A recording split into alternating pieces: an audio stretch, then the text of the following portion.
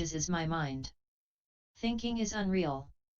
The Buddha said, "Hey, Ananda, this is not your mind."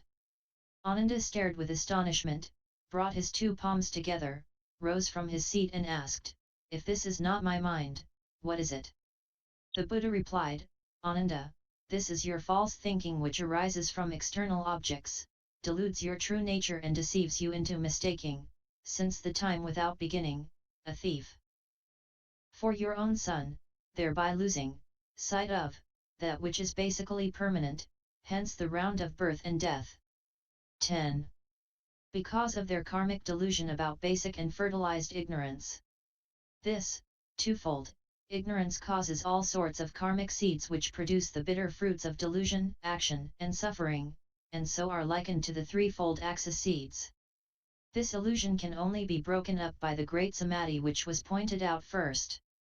Seekers of the truth cannot realize supreme enlightenment but are misled by delusion into other ways simply because they cannot distinguish two basic roots: first, the root cause of birth and death which is the discriminating mind which they mistake for their self-nature, and second, the fundamentally pure and clean substance of nirvanic enlightenment realized by all past Buddhas, that is the essence of their consciousness which is basically bright but can give rise to causal conditions.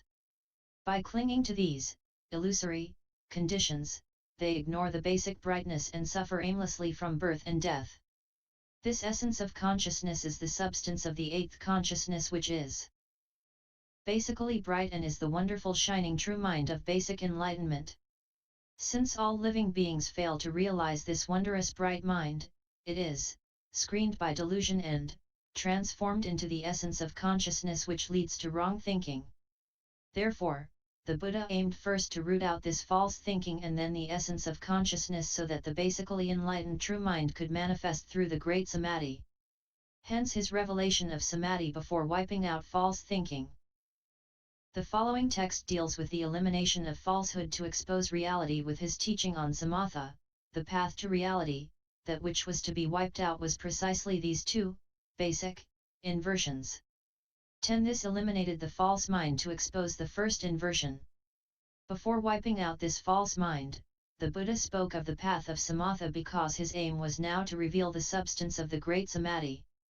Samatha is meditative study of the void.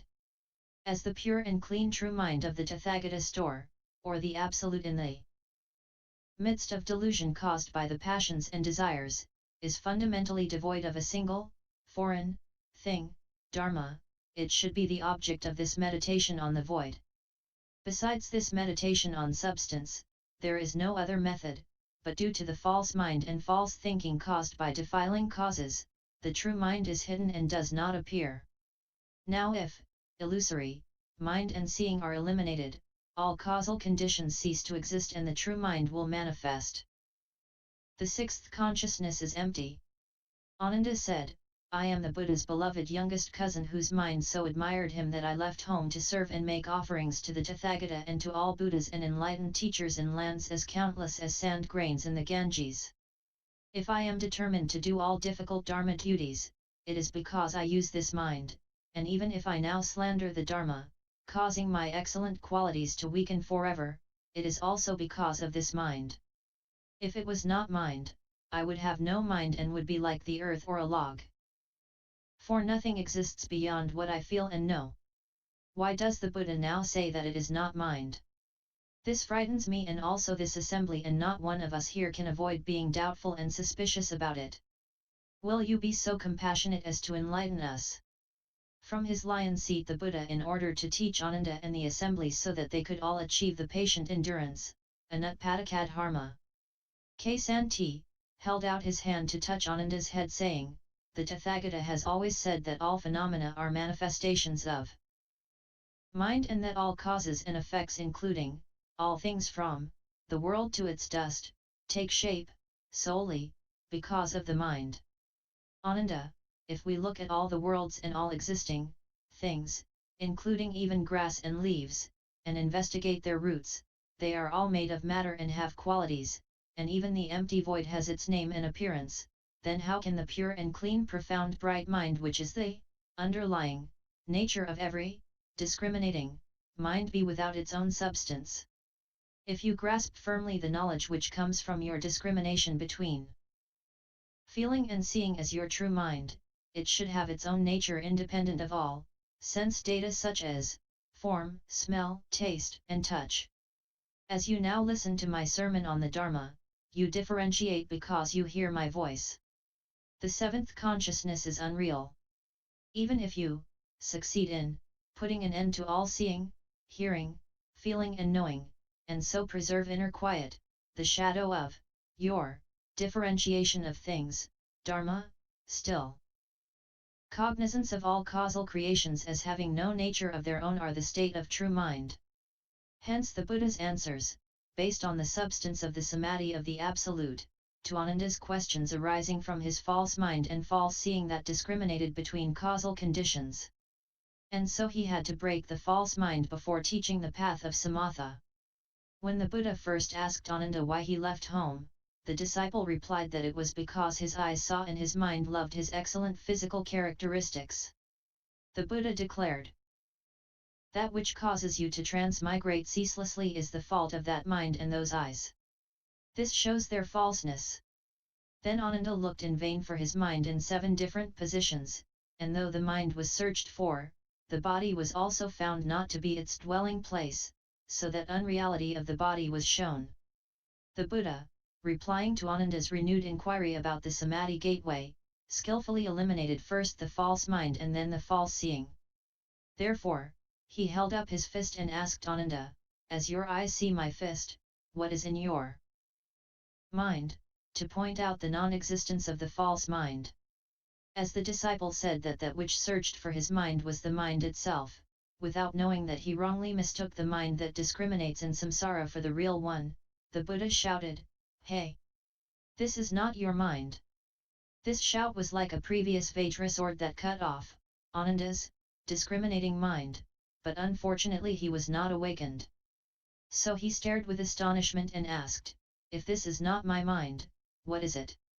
The Buddha replied that it was only the false thinking arising from external objects, that is the discriminating sixth consciousness which derived from an accumulation of causal conditions, and which he mistook for his true mind. This sixth consciousness actually screened his true nature and should not have been regarded as real. Since he recognized that false mind and disregarded his permanent true mind, he was caught on the turning wheel of birth and death. Remains. I do not want you to hold that this is not mind, but you should examine it carefully and minutely, that which continues to possess discerning nature even in the absence of sense data is really your mind. On the other hand, if this discerning nature ceases with sense data, this is merely the shadow of your differentiation of them, for they are not permanent, and when they cease to exist, so does this so-called mind, like the hair of a tortoise and the horns of a hare. If your Dharmakaya can so easily cease to be, who will then practice and realize the patient endurance of the uncreate? After hearing this, Ananda and all those present were completely bewildered. 11. Refuting all inversion. The Buddha said, practicing students, even after they have realized the 9 successive states of dhyana 12 still cannot step out of the stream of transmigration and so fail to become arhats, because they cling to this samsaric false thinking which they mistake for reality. This is why, though you have heard much of my Dharma, you have failed to win the holy fruit. 13. 11. Ananda used to rely on his sixth consciousness, that is his clinging mind, which he mistook for his true mind. As he was scolded by the Buddha for self-conceit, he was completely bewildered and thought that if he had no mind, he would be like earth or a log. The Buddha, out of compassion for the whole assembly, taught them how to develop non-creating mind. He extended his hand to touch Ananda's head to reassure him and to wipe out his perplexity, saying, "Why do you think that you are without a mind and are like a lifeless thing? I have always said that all phenomena are manifestations of the mind and that all worldly causes and effects, either direct or indirect, take shape because of the mind. This is true mind, why do not you waken to it? All phenomena in the world, as well as the smallest things, are made of matter and have qualities, and even the empty void has its name and appearance, then how can the wondrous pure and clean bright mind, which is the underlying nature of all mental states, have no substance? Instead of understanding the substance of true mind, you grasp firmly at your lazy thinking that discriminates, aimlessly, about the true mind. Is this not inversion? If it was true mind, it should have a nature of its own even after all sense data have ceased to exist. Since it is no more when there are no sense data, is it not false? As you listen to my sermon on the Dharma, you differentiate solely because of my voice, but when I stop speaking, this mind of yours will cease to exist. This is the differentiating mind which arises when you hear my causal voice. This is your discriminating sixth consciousness which vanishes when sense data disappear. This wiped out the third aggregate, sanjana, to expose the unreality of the sixth consciousness. In the last paragraph of the text, the unreality of the seventh consciousness is exposed. It is not only the discriminating sixth consciousness which is false, but if you put an end to all seeing, hearing, feeling and knowing to stop using all six senses and so preserve your inner quiet, there is still the shadow of your differentiation of things. This is the seventh consciousness which grasps at the innermost self as an ego and which is the organ of the sixth consciousness. It is precisely the root of birth and death, so how can you hold it as reality? The Buddha was about to expose the falseness of the fourth aggregate, samskara, and so wipe out the seventh consciousness, so he said, I do not want you to hold that it is not mind, what I want you to know is that false thinking is not true mind.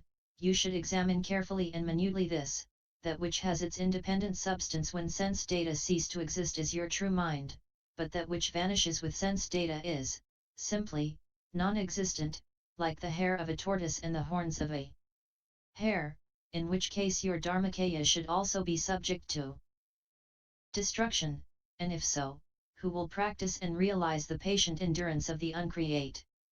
12. The states of dhyana in the four dhyana heavens, the four heavens beyond form and the heaven beyond sensation and thought. 13. The Buddha had now wiped out the false thinking. In the following text he removed false seeing, perception, as well. The inverted perception. After hearing this, Ananda in bitter tears, prostrated himself with his head, knees and elbows on the ground, knelt and brought his two palms together, saying, after I left home to follow the Buddha, I merely relied on his transcendental power and always thought that I could dispense with practice since he would bestow samadhi upon me. I did not know that he could not be my substitute and so lost sight of my fundamental mind. This is why, though I joined the order, my mind was unable to enter the Tao. I was like a destitute son running away from his father. I only realize now that, in spite of much listening to the Dharma, if I do not practice it, I shall come to nothing as if I had not heard it, like a man who cannot satisfy his hunger by merely speaking of food. World-honored one, I am caught by the two hindrances because I do not know the real nature of the still and permanent mind. May the Tathagata be compassionate enough fully to reveal to me that wondrous bright mind and so open my Tao eye. A bright light to reveal the one reality. Thereupon the Tathagata, from the sauvastika on his chest, sent out a radiant multicolored precious light which illuminated the Buddha lands in the 10 directions as countless as the dust and which, after shining on the heads of all Buddhas everywhere, veered to Ananda and the assembly. The Buddha then said to Ananda, I now hoist the banner of Great Dharma so that you and all living beings in the 10 directions can realize the pure and bright mind of your profound and subtle nature and so win the eye that is pure and clear. 14. This eliminated the disciples' false seeing. Ananda had heard the Buddha's teaching and had believed that the discriminating mind vanished as soon as all causal sense data ceased to exist and so realized that it was not true mind. Therefore, his previous seeing of the Buddha was false.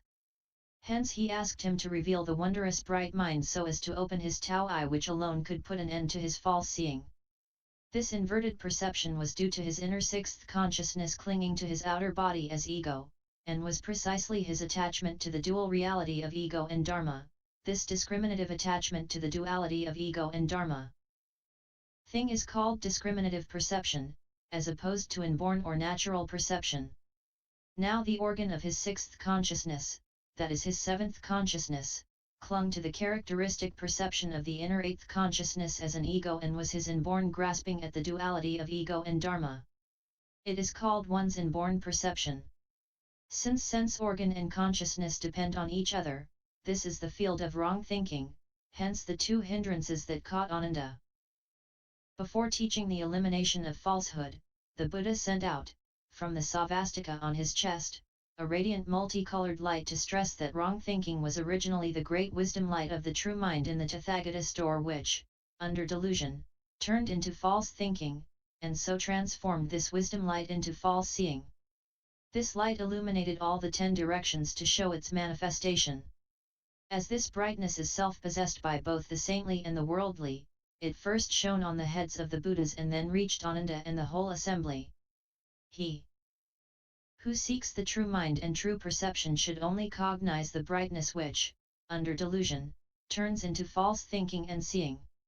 Now to change the latter into the fundamental brightness which is self-possessed, it is only necessary to change the false into the true.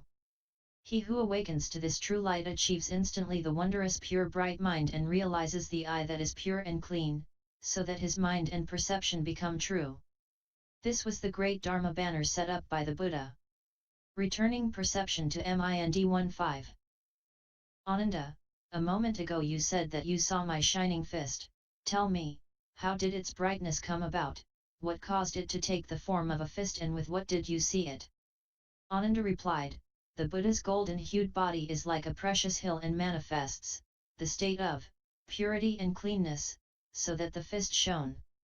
It was really my eyes that saw him bend the fingers and form a fist which was shown to all of us. The Buddha said, in truth wise people should be awakened by examples and analogies. Ananda, if I had no hand I would have no fist, and if you had no eyes, you would have no faculty of seeing. Is there any connection between your organ of sight and my fist? Ananda replied, yes, world-honored one. If I had no eyes, I would have no faculty of seeing, so there is an analogy between my organ of sight and the Buddha's fist. The Buddha said, your reasoning is incorrect. For instance, a handless man has no fist, but a man without eyes still has his faculty of seeing. When you meet a blind man and ask him what he sees, he will tell you there is nothing but darkness in front of him. Therefore, though things may be screened from view, the faculty of seeing continues. Ananda said, if a blind man sees nothing but darkness before him, how can this be called seeing? The Buddha asked, is there any difference between the darkness seen by a blind man in front of him and that seen by a man who is not blind when he is in a dark room? Ananda replied, world-honored one, there is no difference.